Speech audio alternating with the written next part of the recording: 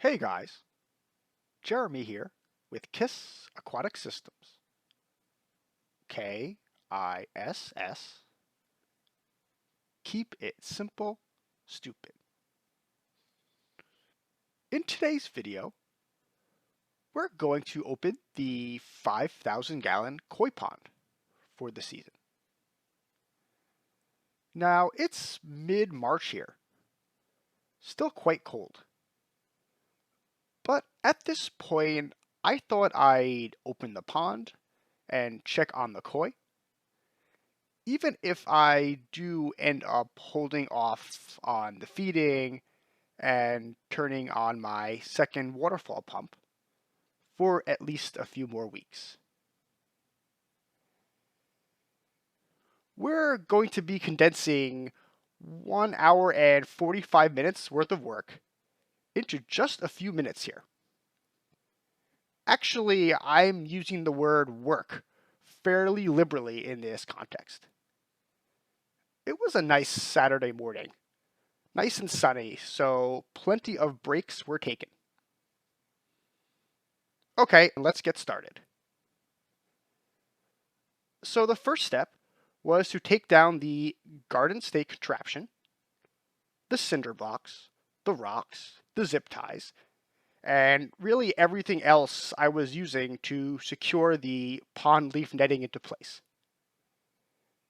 And then carefully and slowly roll up the netting itself and remove it from the pond.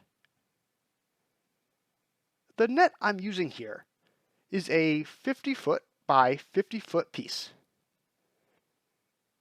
It was sold to me as quote unquote heavy duty netting, which it was not. But quite frankly, I should have known that when I got such a large net for only around $100. Somewhat surprisingly though, this 1/4 inch gauge netting has survived for 3 winters now. But at this point, I think it's time to retire it and get a new one for next season. Which is great and saves a lot of time actually. Otherwise, that's quite a big net to clean.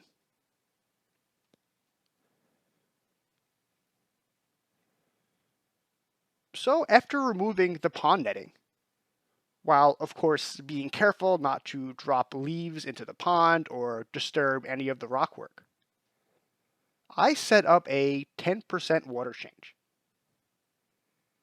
This pond's 5,000 gallons, so we're adding 500 gallons of water here, and we're doing it slowly over the course of about 4 hours. The garden hose adds new water to the far right side of the pond, while old water drains out of the pond through the overflow on the far left, and then drains down the hill, which actually waters quite a bit of lawn in the process. Now, this pond is 25 feet long right to left, so I'm not really all that worried about the potential for the newly added water on the right to just be flushed out of the overflow. So definitely benefiting from the pond shape here. I did build this pond with ease of water changes in mind, among other things which we can talk about a bit later. So after the water change, or rather I should say during it, we replace the Heron Deterrent fencing. It's a simple DIY structure consisting of garden stakes and clear fishing line strung up in 5 rows on the stakes. It's a big pond, and we have to protect the whole front side and a little bit in the back. So we're using 13 stakes here and placing them probably 4 to 5 feet apart. Now, this method seems to be effective enough for us, to prevent losses, while not really damaging the aesthetic of the pond itself, which is obviously also very important. Now, we do have some other big apex predators living here.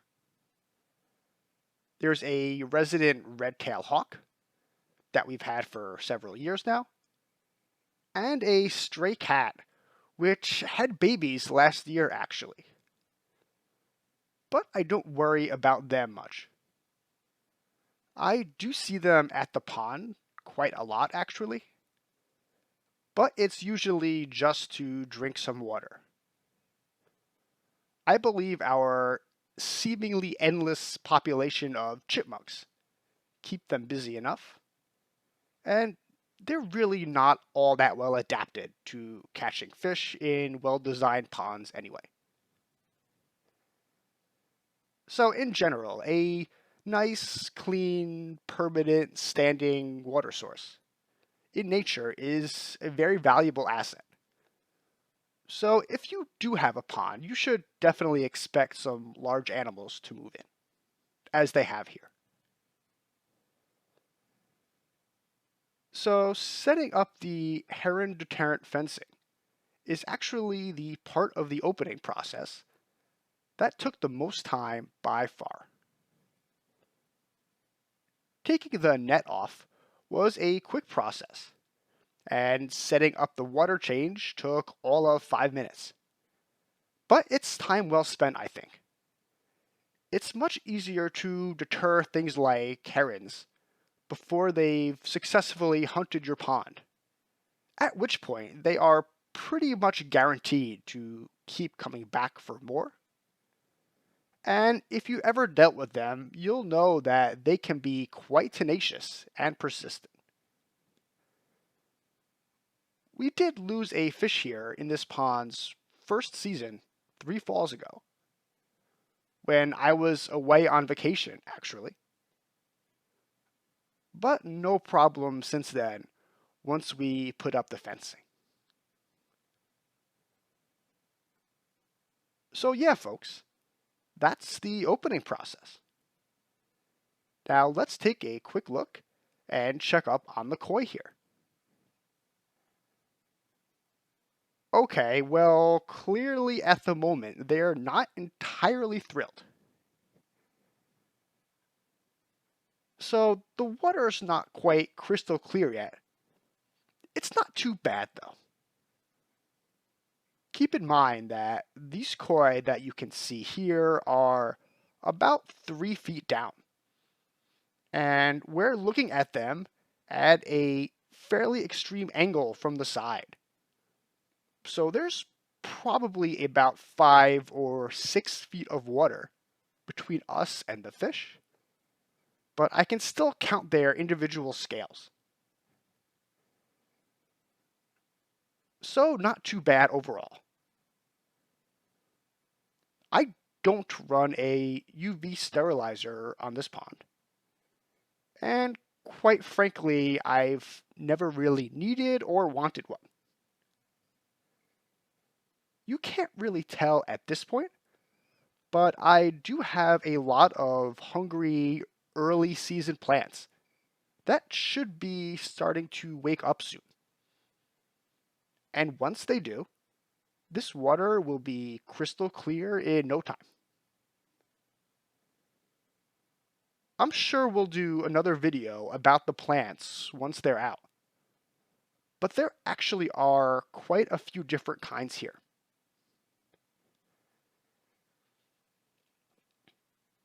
Okay, so now that the pond's open, let's briefly touch on two design features of this pond that make the spring opening and also general year-round maintenance process a bit easier.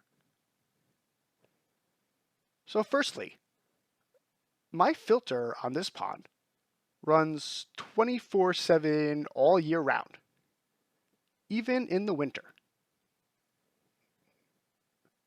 That means that my nitrifying bacteria doesn't actually die off in winter, It just goes dormant and waits for warmer weather in the spring to resume activity.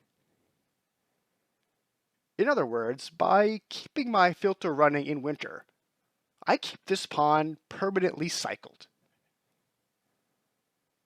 I have never purchased and never intend to purchase any of those bacteria in a bottle products.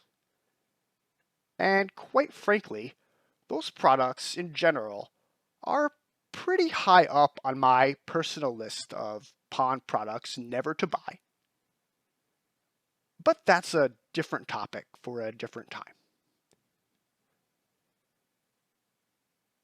Another added benefit to keeping my filter running in winter is that I never have to worry about my pond completely icing over in the sub-freezing weather.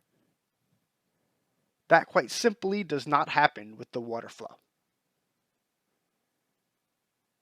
Now, in order to be able to get away with keeping my filter going, even in very cold winters, I had to design it in a particular way so as not to risk freezing my fish. As you may have noticed here, the returns to my filter are two moss-covered pipes that return water just a few inches above the pond surface, with a really minimal amount of air-water mixing. Also, I can adjust where in the pond my filter draws water from. So in the winter, to protect the fish, I make sure that I'm drawing water at mid-level, so about 2 feet down, and to the far right, really just below the returns. That way, with a fairly modest flow rate of 3,600 gallons per hour in a 5,000 gallon pond, I basically just circulate the far right corner of the pond in winter and avoid disturbing the thermal stratification that is generally necessary for successfully overwintering koi in temperate climates like mine. Now, I do have a second pump that draws water on the left side of this pond and returns it through a waterfall feature in the back center. But I turn that off in the fall, and I am not going to start it up again until the weather is warmer.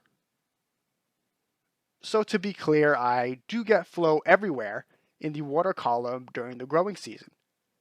But in the winter specifically, I only have flow in the far right corner, just to keep things nice and cycled. Secondly, you may have noticed here that I did not drain or power wash this pond as part of the spring opening process. Actually, this pond has been going strong for 3 years now, and it has never been drained. That's not really all that long though.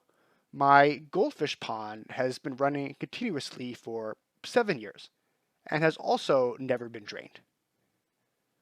Why is that? Well, it's quite simple actually. This is a bare bottom pond, so it's very easy for me to keep clean. No gravel bed inside the pond, no expensive or backbreaking annual cleanouts. It's really that simple. So yeah, folks, that's all for now. Hope you enjoyed the video. Take care, and happy ponding.